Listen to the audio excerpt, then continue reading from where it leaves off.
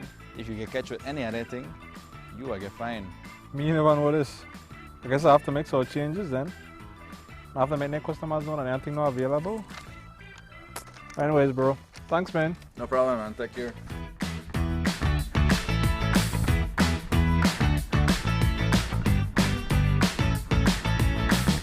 Es un hecho que puedes obtener servicios ilimitados con Smart.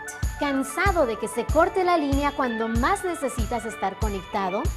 Es un hecho que cuando te suscribes al plan de Smart Plus, obtienes llamadas, textos y datos ilimitados. Y también es un hecho que te puedes suscribir con un grupo de 5 miembros al plan Smart Share y hasta 40 miembros al plan Smart Enterprise para llamadas, textos y datos ilimitados. Smart tiene los verdaderos planes ilimitados. Es un hecho. Sé Smart y vive de forma Smart.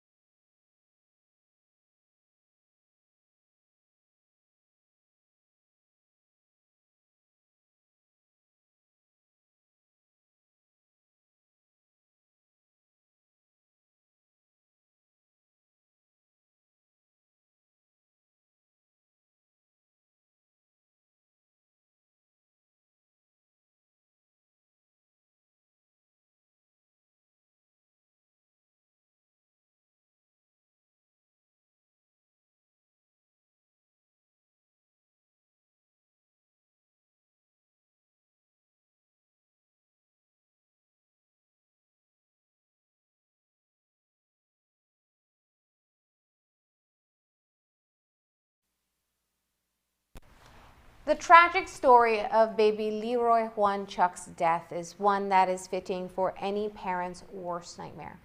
The 2-year-old boy was found in a latrine in San Miguel Village in Toledo on Sunday. According to baby Leroy's grandmother, the family was distracted by an animal inside their home and soon realized the toddler was missing. He was found unresponsive inside a newly dug open pit latrine. The hole was 2.5 feet deep and had 22 inches of water inside. The child's grandmother, Rosa Chuck, is superstitious and believes that a bad spirit is connected to baby Leroy's death. Here's how she explains what happened. The accident happened Sunday, 12 o'clock p.m. My daughter told me that one animal get in the house. So I told my daughter that the one bad spirit. Once you see an animal get in your house, the one bad luck. So I look for the machete. I began try kill the animal, but at the same time I never did kill her. He ran away. So there it did delay us. So after when we finish with the animal, I hurry tell my daughter go check with the baby there because the baby is missing. So she hurry gone with she auntie and try look for him out there, but she told me that it was not there. So I hurry tell her she go check in the toilet hole. There we find the baby. He done dead already. The police responded to the scene on Sunday and transported the toddler to the Punta Gorda Community Hospital, where he was pronounced dead on arrival. The body reportedly didn't show any signs of injury or violence. While it is suspected that the child drowned, a post-mortem is pending. The state funeral for former Governor Since taking office in late 2020, the Briceño administration has moved ahead with the formal introduction of the hemp industry as a viable means of economic growth for Belize. The ensuing conversation has spawned multiple perspectives, including objection from the religious community. But there's a strong argument to put forward, particularly when one looks at what is being done in other countries where legalization is taking place and complete industries have been established around ganja. Earlier today, Alex Lavin, CEO of Growth Industries, with whom the government has entered into consultancy with, weighed in on the economic benefits of the hemp industry. Here's News 5's Isani Cayetano. The great debate on hemp production and the resulting legalization of marijuana has seen politicians, religious leaders, as well as the head of law enforcement weighing in on the pros and cons of this new growth industry. From a scientific and commercial perspective, cannabis has much to offer. While detractors criticize its recreational use, proponents, including CEO Alex Lavin, realize the benefits of producing and consuming cannabis on a large scale. I believe in the power of this plant. I believe in the economic capabilities of this plant. And what I would want nothing more is access in everywhere, because if certain countries slow down, it also does have a trickle effect in the rest of the countries following suit. As a country that is interested in hemp production, it means getting a slice of the economic pie for Belize. It also means standardizing production and quality from the onset. My main focal point is to be able to create a standard for cannabis that essentially, it doesn't matter if you're in Belize, if you're in South Florida, or if you're in Cyprus, you're going to get the same quality standards that anyone will be able to go and take it. And from my standpoint, being an avid user of the medicine, I would be the first one to say that these standards is what allows a consumer not to get sick. In exploring hemp production, Minister of New Growth Industries Karim Musa and Alex Lavin, Chief Executive Officer of Growth Industries USA, agreed to a consulting program for cannabis development in Belize. The conversations that I've had with Minister Musa is all about standards, accessibility, and being able to create job creation. Okay, because from that we'll create more jobs and ancillary jobs that will be able to come into Belize.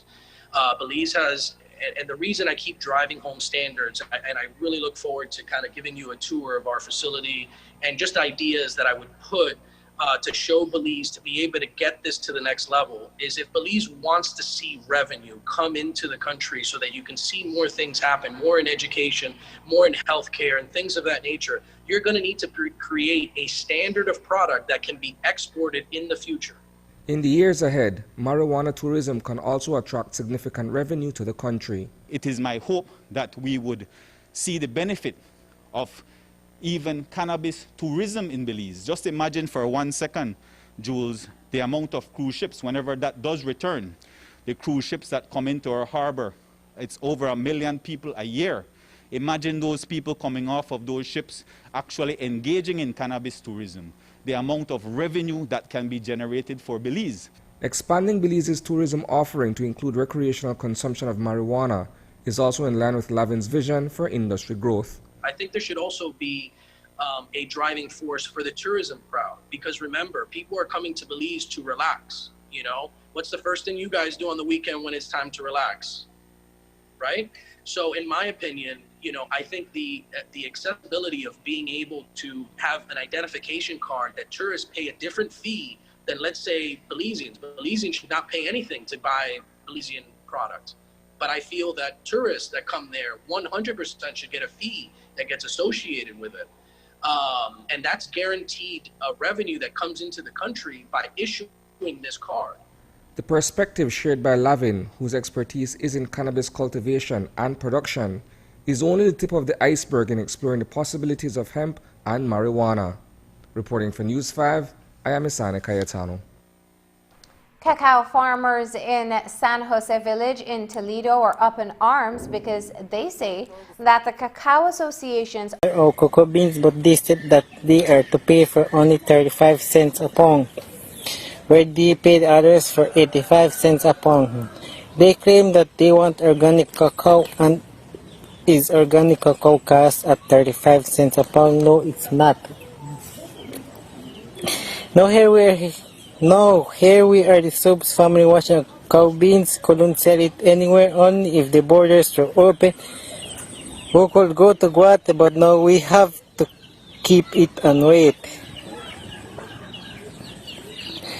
We do not agree with the TCGA to pay for our cacao for 35 cents a pound, because now things are just getting expensive at the shop. This must stop. So many bags of cacao here in San Jose that need to be sold. So some of the San Jose cacao farmers are not happy with the associations. Those are the Toledo Cacao Growers Association and the Maya Mountain Cacao. Today we reached out to the chairman of the TCGA, Justino Peck, who shared that since December they have been recording an exceptionally high production.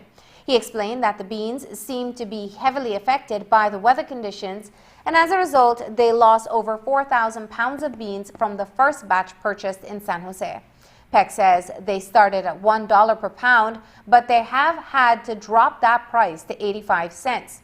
He explains that they're giving the payment in 2 installments, which starts with 35 cents and a later payment of 50 cents. What has happened is that we are paying farmers $1 a pound, but because of what we are facing due to climate, due to weather conditions, some of the beans that we have bought the first purchase became moldy and we couldn't sun dry it. As a result of that, so what we did this time around when the farmers are complaining is because we decreased our price to 85 cents rather than paying the $1. That is because we want to see how best we could balance ourselves between the losses that we are seeing, so that we can continue buying cacao from farmers. What has happened is that we have introduced at least the first payment of 35 cents a pound, and then later on pay the farmers the balance of 50 cents a pound to cover up for 85 cents, because we decreased the price from $1 to 85. But this is what the farmers are having hard time swallowing it, and they don't understand the trend of the business. There's more news after the break, so stay tuned. It's a fact that you can access unlimited services with Smart.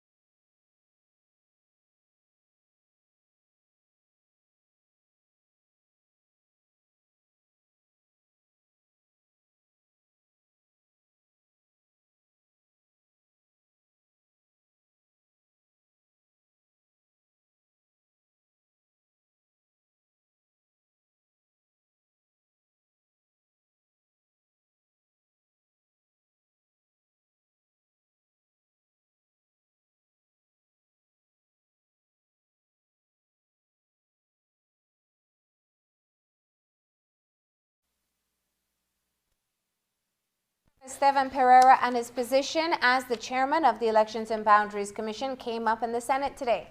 The PUP government is demanding that Pereira resigns from the post after he was appointed a few months before elections. The government sees his appointment as solely political, as Pereira is a known UDP supporter. Pereira, however, is resisting. Today, lead opposition Senator Michael Parafit told the government that it needs to respect the Constitution. In his response, Senator Eamon Courtney left a message for Pereira via Parafit. You can't pressure a person to resign simply because you don't like the person who was appointed to the position.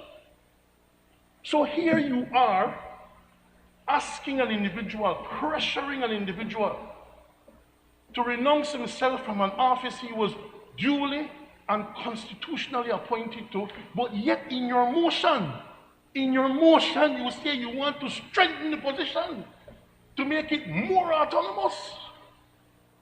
But it doesn't seem to me like right now you appreciate the level of independence that the person has.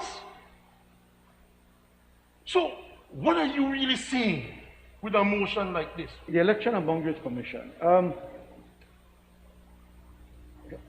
Again, I understand the spirit, but to us, the issue here is larger than any one person, larger than who is to be the president of the Election and Boundaries Commission. As I have pointed out on a number of occasions, what we need and what I would like to see this new administration commit to is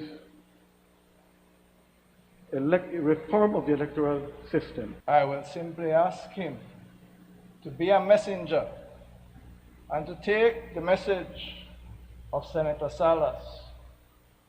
The question of the Elections and Boundaries Commission is larger than any one person. Tell Steve Pereira it is larger than any one person. How is it that every UDP member of the Election Commission and Boundaries Commission resigned? The PUPs resigned, but the Emperor saying he never resigned. He has a chance. As Mr. Price always used to say, it is never too late to do what is right. Take the message, Mr. Parafit, Senator Parafit, to Mr. Pereira. It is larger than any one person. Chairman of the United Democratic Party, Michael Parafit, was asked to comment on the allegations being made against a former UDP Minister of Works, Rene Montero. The new administration has collected evidence and passed it on to authorities for criminal investigation to be conducted into Montero and his time in office. The government believes that Montero used government assets and resources for his personal benefits, a claim that Montero is refuting. Parafit says that the UDP will not defend any criminal acts if that is what the evidence shows. If people have evidence, then bring the evidence. If there was any wrongdoing, then we'll go from there. But you can't just allege, you have to bring evidence, and then if the state decides that they want to make any move, then Mr. Montero has all rights. But is the party concerned that he may be criminally charged? Like we said, we will become concerned if and when credible evidence is produced, not just hearsay, not just innuendos, but evidence. So we will look at the evidence, and when we look at the evidence, then we will have a discussion on it and then take a position on it. But like the party leader has made very clear, if anybody is found to be guilty of any wrongdoing in the past administration, he will not be one to defend it, because we will stand on principle as a political party, and wrong is wrong. However, we are not going to crucify somebody who belongs to our party simply because a PUP says he was allegedly guilty of something. And that's the news. Tonight's broadcast is available in both text and streaming video at channel5belize.com. You can also connect with us on our Facebook page at News 5 Live. I'm Marlene Cuellar. Thanks for joining us. And from all of us here at News 5, please remember to wash your hands, keep your social distance, and stay stay safe. Good night.